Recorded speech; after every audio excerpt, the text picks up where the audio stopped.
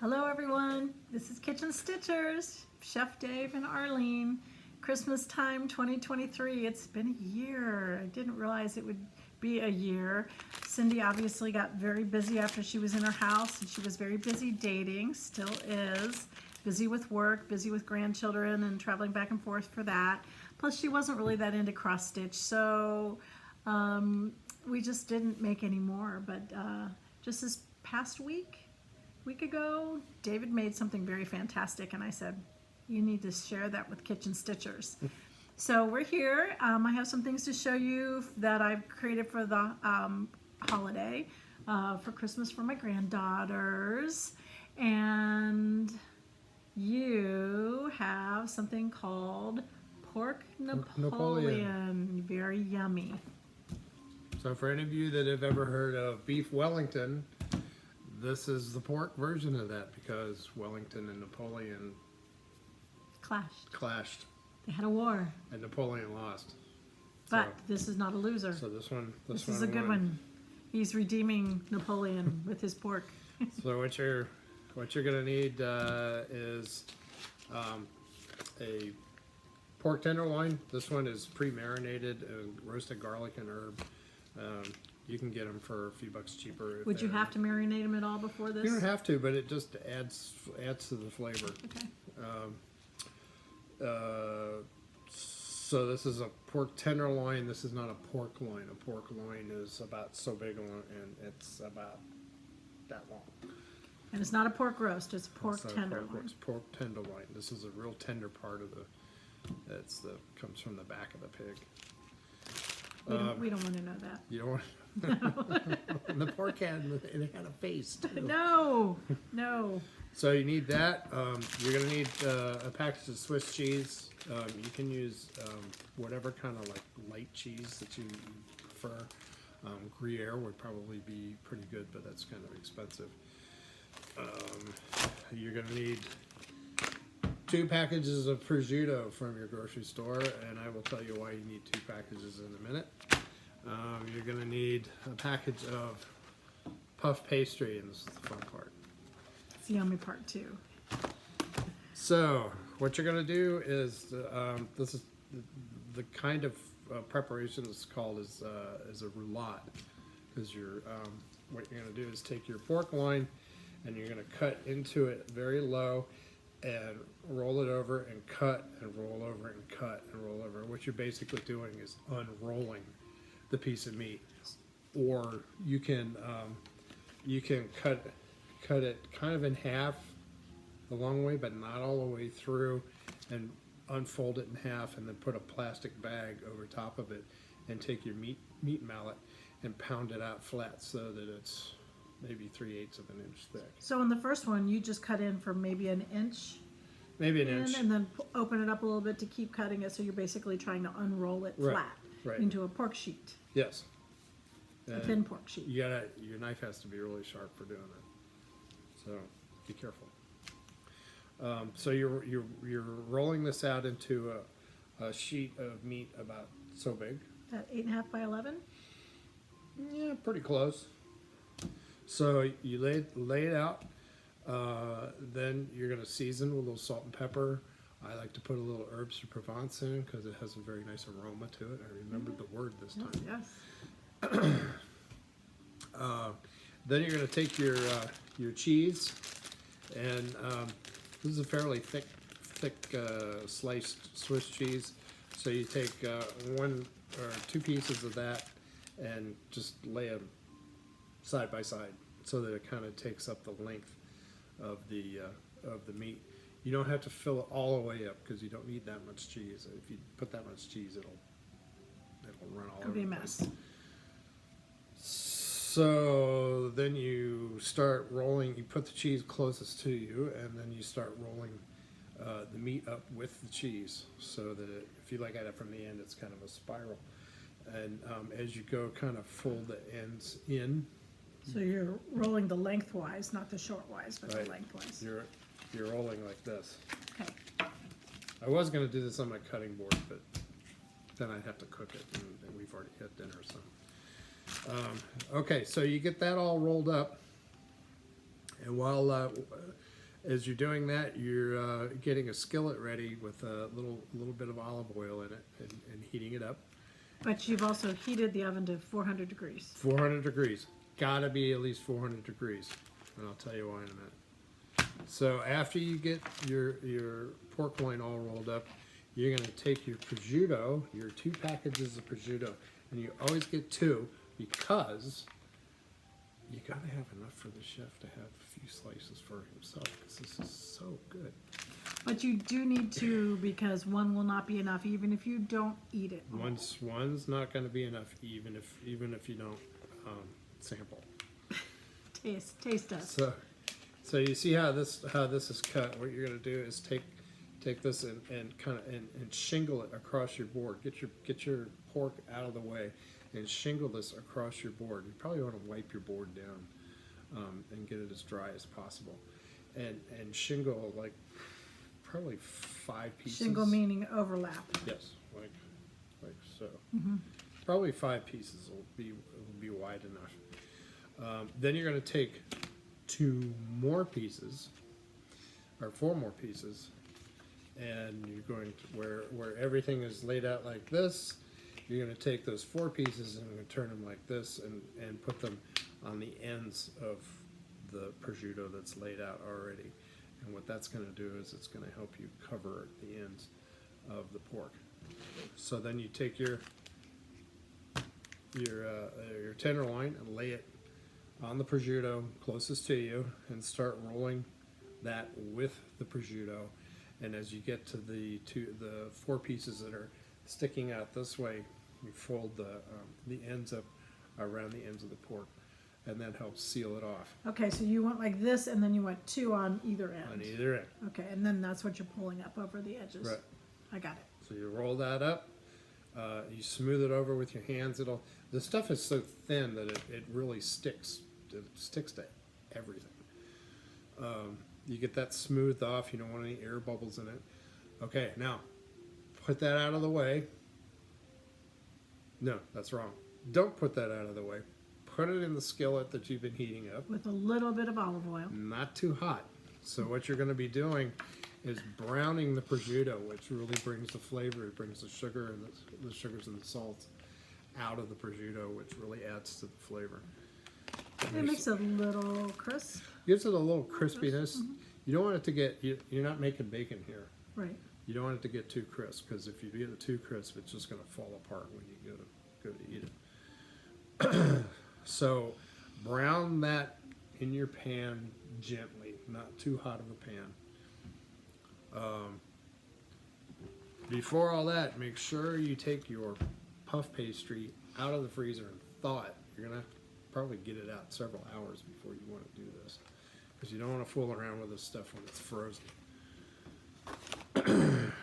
So clean off your cutting board, take your puff pastry and lay it out. And you're One sheet of it. One sheet. You don't need both. This stuff comes 2 sheets to a box.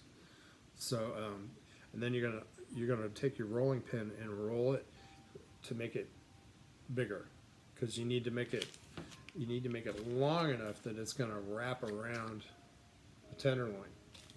So if you're looking at the sheet like this, so 8.5 by 11, are you rolling it in the landscape or to the short ends? Well, this being portrait, this being landscape, you're making the landscape wider. Longer. Okay. Because you gotta have enough to wrap around the ends of the pork. Got it. So this way it'll be plenty big enough. It's just this way. Right. Longer. Okay. So take your pork, put it in the middle of the sheet, so that it's long. Pork is long ways, the sheet is long ways. Bring the 2 edges up together and kind of crimp them a little bit. Okay. And then bring the sides up and kind of crimp them, and take the whole thing and turn it over.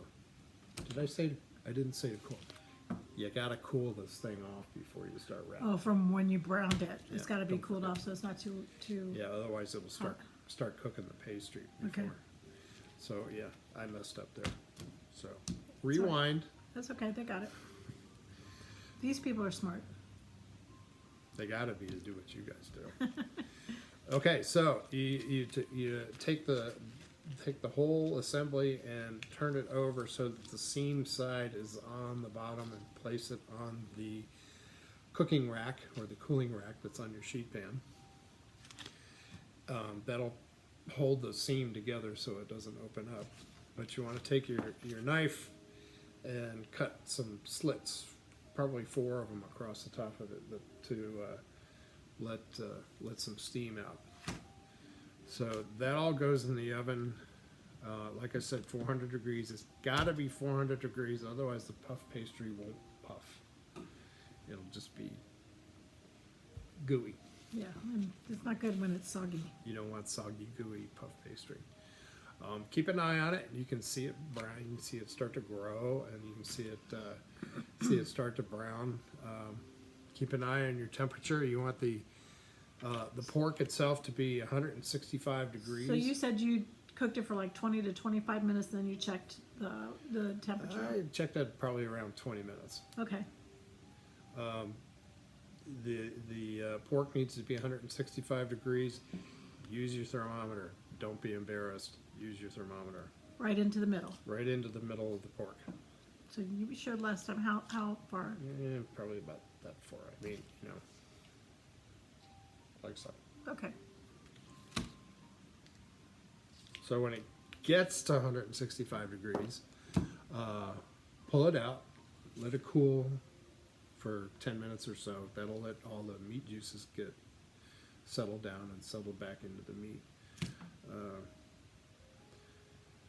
For serving, I cut the ends off because the ends are kind of not real pretty. So you're gonna And be honest, you probably munch on that while you're, just to make sure it tastes right. never. So cut the ends off, and then you're gonna cut like 2-inch pieces of the whole assembly, and I cut them on the bias so it looks prettier. You can lay it on your plate so one piece is flat and the other piece is kind of laying up on it, so you get some height on your presentation. And you want to do a sauce, because I love doing sauces on everything. So a good idea is because of the flavor profiles in here, you've got the kind of the creaminess of the pork.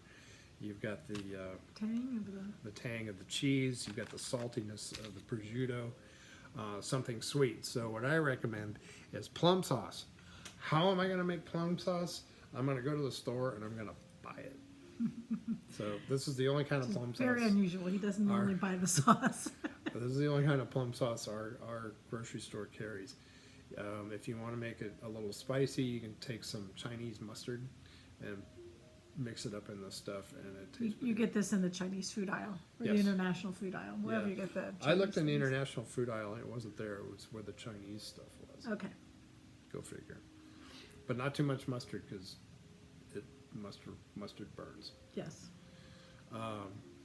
After you're on the plate and it's ready to serve, take your sauce and get it on a spoon and drizzle back and forth. Not putting huge globs of sauce, but just enough so that when you take a piece and take a bite, you get a little bit of sauce. You get a little sauce taste there, and that's about it. Well, thank you, and I can tell you honestly, it's really yummy. So, he definitely did justice to Pork Napoleon.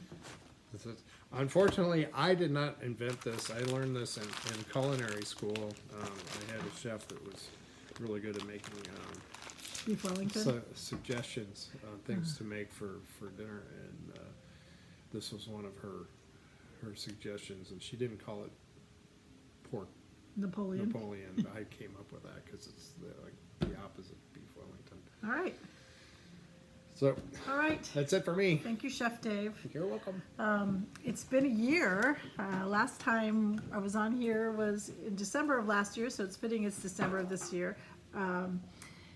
Last December, Corey had been born in July, my first granddaughter, And in January, Claire discovered that all of a sudden she was pregnant again. If they wanted to be pregnant with number 2, I'm not sure she was looking to be that closely pregnant, but it is what it is, and it's great.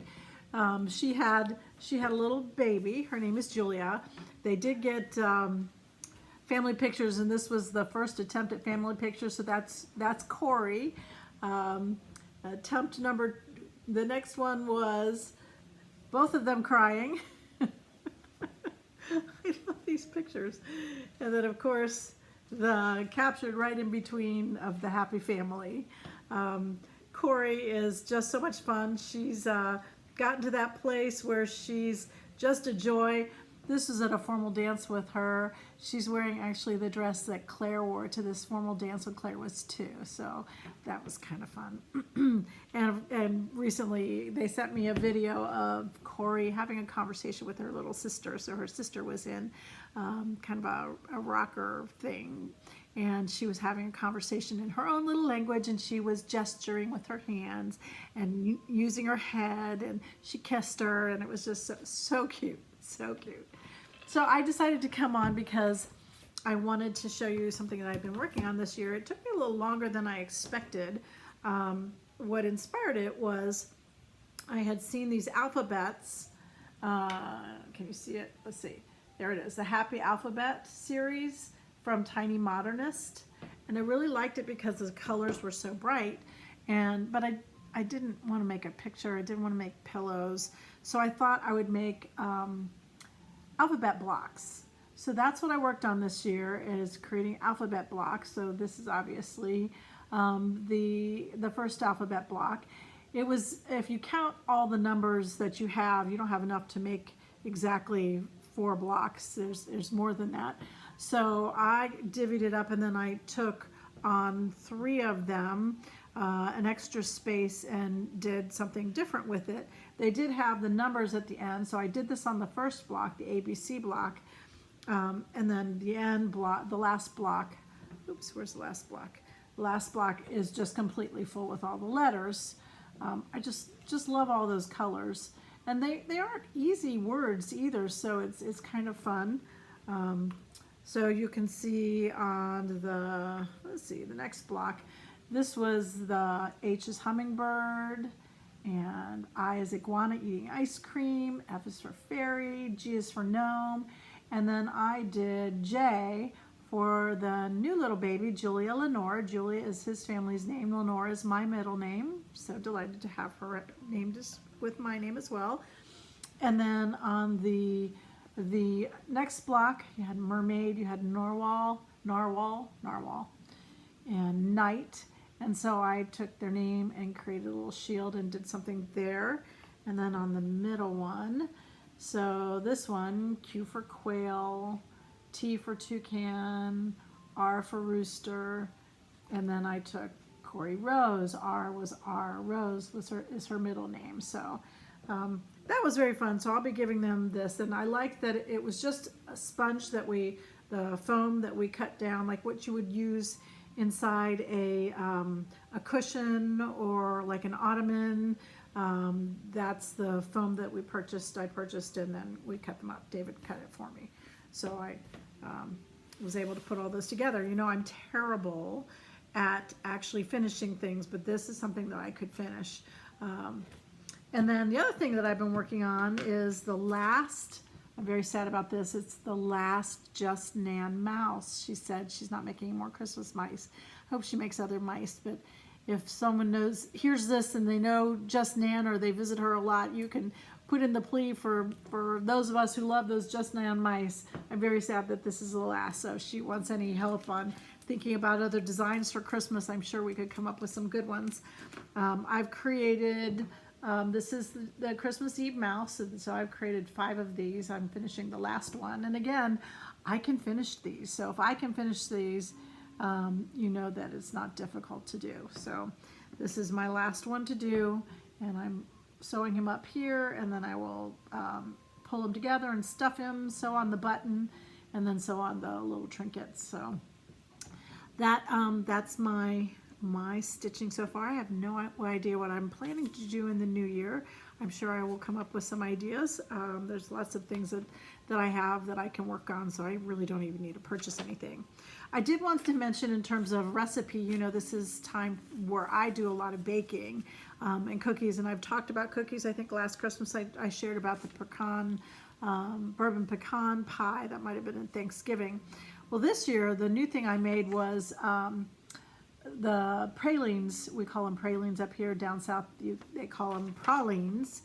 That's my sister Nancy. This was a pretty easy recipe to do. I was really happy by how quickly it actually was able to put together and how tasty it was. But you take a 1/3 cup of brown sugar, a 1/2 cup of maple syrup, and 2 tablespoons of butter, and you stir that all until it's melted down, all the sugar's melted, and then you cook it for another 2 or 3 minutes so that it foams up, kind of gets really bubbly. Then you throw the 2 cups of pecans in, and you make sure they're really covered. And then I put them on a parchment sheet on a baking pan and spread them so that they're flat, and then stick them in the oven. You put them in the oven for 325 and let them cook for 15 to 20 minutes, and every 5 to 7 minutes you go in and you turn them over so they get well browned all the way around. And when I took them out, this wasn't on the recipe, I sprinkled them with sea salt. I really like that salt and sugar combination. So that's my Merry Christmas to you. I hope you have a wonderful holiday, whatever you celebrate. A shout out to Paula from Portugal and her lovely Christmas card that she sent. I have been very behind with Christmas. Christmas plans changed last minute here, so I have not gotten everything done that I needed to get done. So Merry Christmas to you, Paula, and Merry Christmas to everyone. We hope you have a healthy and happy new year, and maybe we'll see you again in the new year. Talk to you soon.